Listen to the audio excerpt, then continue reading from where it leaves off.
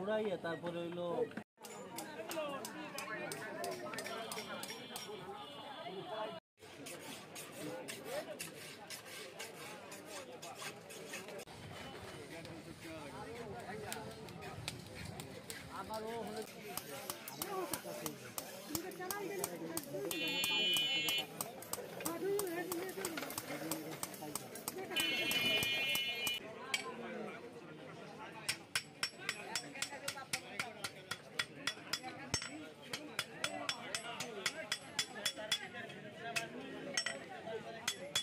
কেমন আছেন সবাই? স্বাগত জানাচ্ছি গ্রামীণ একটি হাট থেকে, যেখানে ব্যস্ত সময় পার করছেন কামারেরা। দেখে মনে হচ্ছে দম ফেলবার ফুসরত নেই। কাছে গিয়ে জানতে পারলাম পাট কাটার মৌসুম চলছে, তাই কাস্তে হাতে কৃষকেরা জড়ো হচ্ছে একের পর এক কামারশালায়। তাই তো কামারদেরও ব্যস্ত সময় চলছে।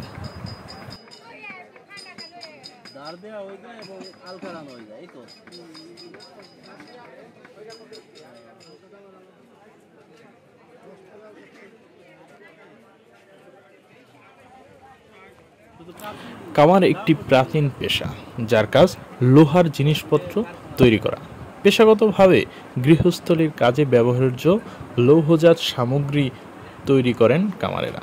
অতি প্রাচীনকাল থেকেই হিন্দু সমাজের শূদ্র সম্প্রদায় গ্রাম অঞ্চলে কামার পেশায় নিয়োজিত ছিল।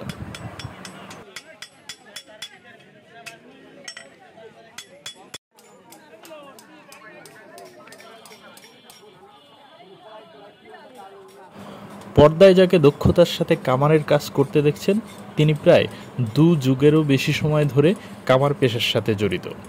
তার হাতের কাজের দক্ষতা বলে দেয় তার কাজের বয়স। এখন বর্ষাকাল, পানি যত উপরে ওঠে পাট কাটার ততটাই প্রয়োজন পড়ে। তাই তো কামারের সামনে সারি ধরে কাস্তে হাতে বসে আছে কৃষকেরা। 40, 50, 80 টাকা পর্যন্ত খরচ হয় একটি পুরাতন কাস্তে নতুন করতে। আর যদি নতুন কাস্তে কিনতে হয় তাহলে 120 টাকা থেকে শুরু করে 800 টাকা পর্যন্ত খরচ হতে পারে। নতুন কাস্তের চেয়ে পুরাতন কাস্তের কাজ বেশি পায় কামারেরা। তবুও মুখে একরাশ হাসি নিয়ে কাজ করে চলছে একের পর এক।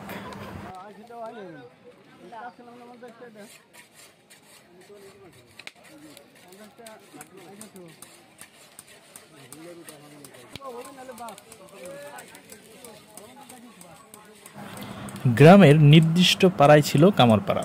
লোহার কারিগরদের লোহা দিয়ে নানা দ্রব্য সামগ্রী বানানো, লোহা পেনানোর কর্কশ শব্দ, পোড়া গন্ধ, পোড়া লোহা থেকে বিচ্ছুরিত আগুনের স্ফুলিঙ্গই কামারপাড়ার সাধারণ দৃশ্য ছবি। এখন শুধু গ্রামেই নয়, শহরেও ছড়িয়ে পড়েছেন তারা। দিন গড়িয়ে সন্ধ্যা নামে, কামারদেরও যৌবন পুড়িয়ে বৃদ্ধ হতে হয়। নতুনরা পছন্দ করে না এ কাজ। হয়তো পর্দায় দৃশ্যমান ব্যক্তিরাই শেষ কামার হতে পারে এ শিল্পের। আগের মতো গ্রামে গ্রামে দেখা যায় না এ শিল্পের। আধুনিক যন্ত্রপাতির আড়ালে হারাতে বসেছে কামার শিল্প।